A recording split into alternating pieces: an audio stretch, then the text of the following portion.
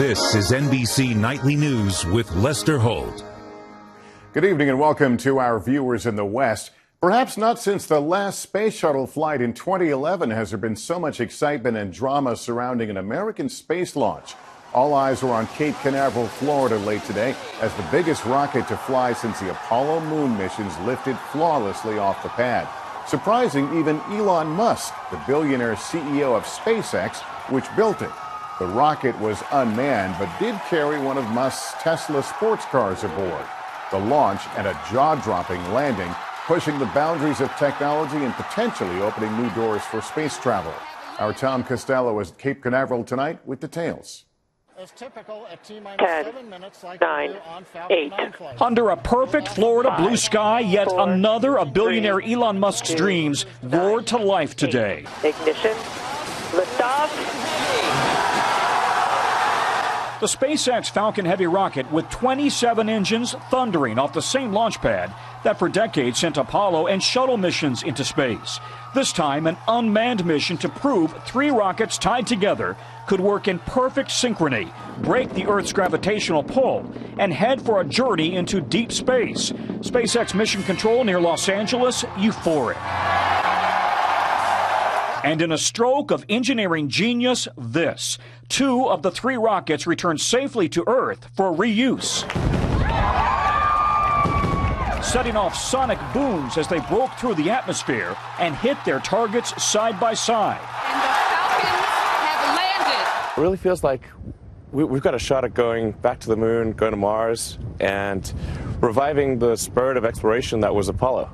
And that was one of the things that got me so excited as a kid. In Florida, the gathered crowds could feel the thunder in the sky. It must be experienced live. I can't, it's just, I see these all the time. This is the best one, by far. This is opening the door to a new future of spaceflight for the human race. Tonight, this spectacular shot of Musk's own cherry red Tesla with a dummy named Starman, don't panic, on the dashboard, headed for a solar orbit.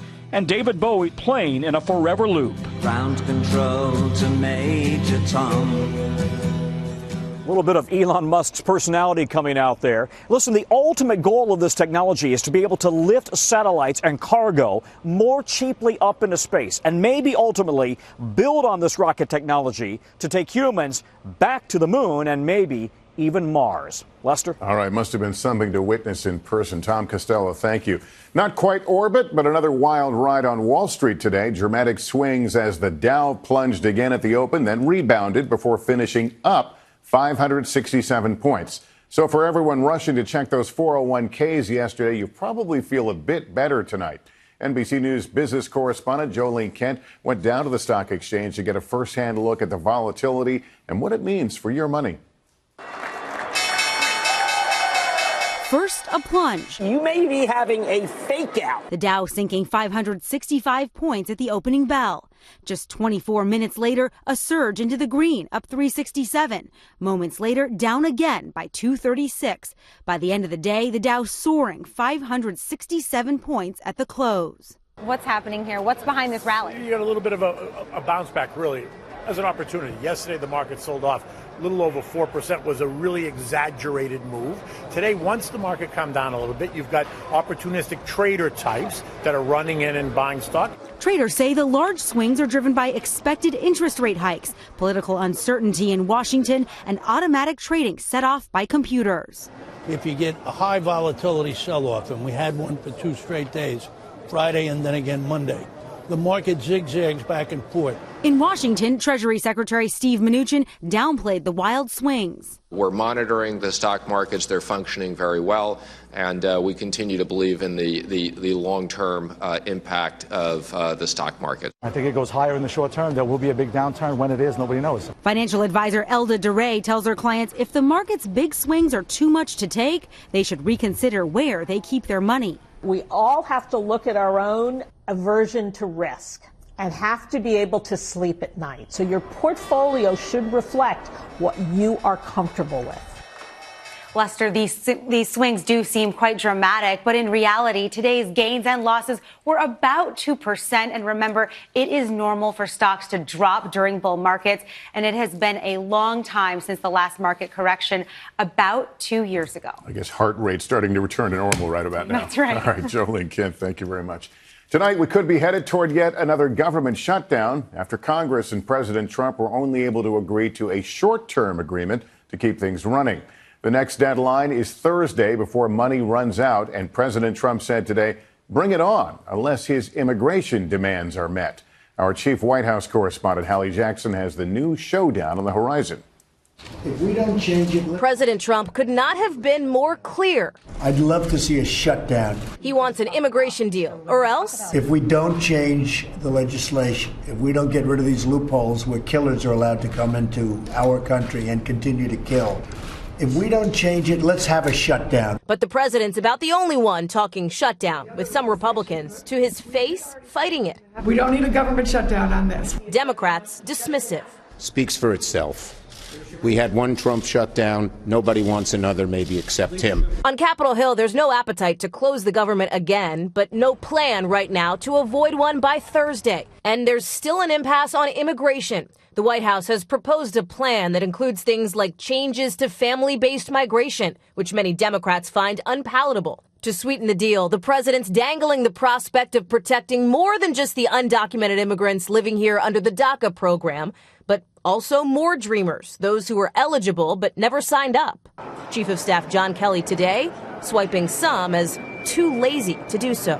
Some would say we're too afraid to sign up. Others would say we're too lazy to get off their asses, but they didn't sign up. That's not sitting well with dreamers like Angel Romero. It disgusts me how this administration has been continually using this harsh language against immigrant communities, against Latino communities. It's just wrong. His message to General Kelly? You need to actually consider that your words do have an impact. Hallie Jackson, NBC News, the White House. Amtrak is under fire tonight for yet another dangerous incident. Two cars broke apart on one of Amtrak's high-speed Acela trains shortly after departing Washington, D.C. en route to Boston this morning. Amtrak says 52 passengers were on board and had to be transferred to another train. No injuries were reported, but the cause is under investigation. This is the latest in a series of incidents for Amtrak, including a crash that killed 2 people when a train was sent onto the wrong track in South Carolina over the weekend. Only 3 days left until the Winter Olympics opening ceremony in South Korea, and as athletes and some 100,000 spectators descend on Pyeongchang each day, security becomes a top concern. NBC national correspondent Miguel Almaguer takes us inside the massive effort to protect the Games, along with athletes and spectators from all over the world. An attack could come from anywhere. A hijacking, a car bomb, a standoff. These simulated drills preparing South Korean security teams for any threat. Protecting the Games, an Olympic-sized job. Lee Chul-sung, the Commissioner General of the National Police Agency, tells us they've prepared for more than a year so the Games will be peaceful. It's not just Olympic venues that are possible targets. Intense drills like these are playing out across the country. Tactical teams are ready at airports, subways, even shopping centers. A show of force 60,000 strong. South Korean Marines trained alongside American Marines stationed in the region. From snipers crouching in the snow to troops skiing down the slopes, there are eyes in the sky and boots on the ground. Definitely ramping it up.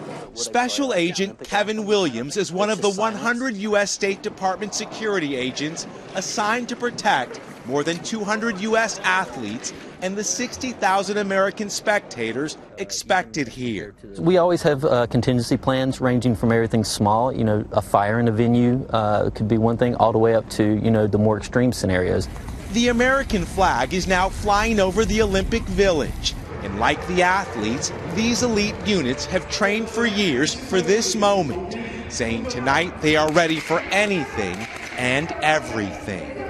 Officials say there is no threat here at the park, but security teams are dealing with another possible problem. A potential outbreak of norovirus has sidelined 1,200 men and women who work these checkpoints behind me. The military is now stepping in.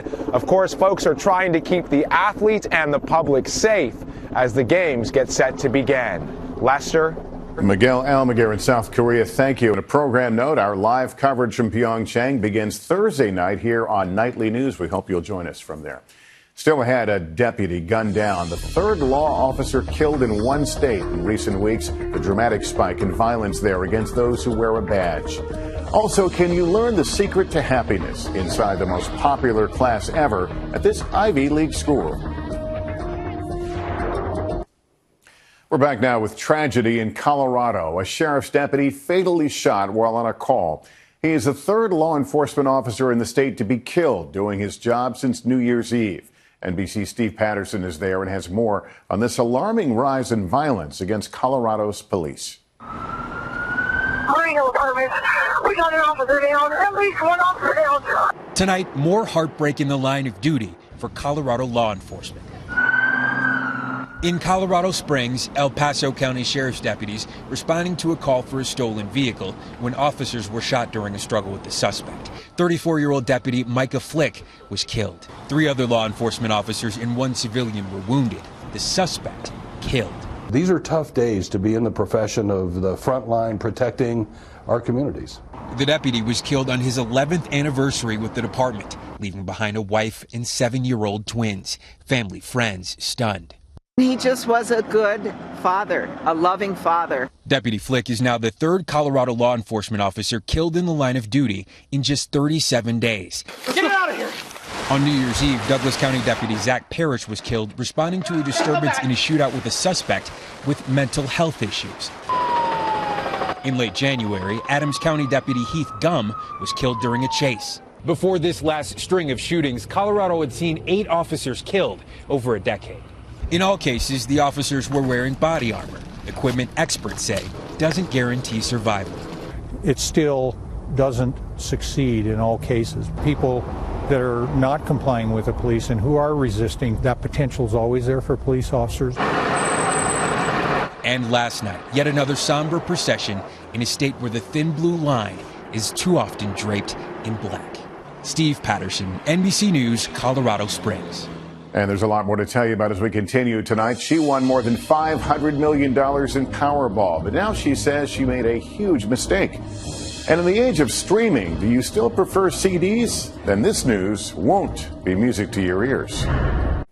If you're among the 60 million people in the Midwest through New England, brace yourself for a winter blast. Beginning tomorrow morning, heavy snow is expected from Ohio to Maine. In the mid-Atlantic, an icy mix could bring travel troubles. Between 4 and 10 inches of snow expected, but parts of New England could see up to a foot. It could be the end of an era at one major store chain with CDs following cassettes to a place in history, according to a report in Billboard. Best Buy has just told music suppliers that it will pull CDs from its stores come July 1st.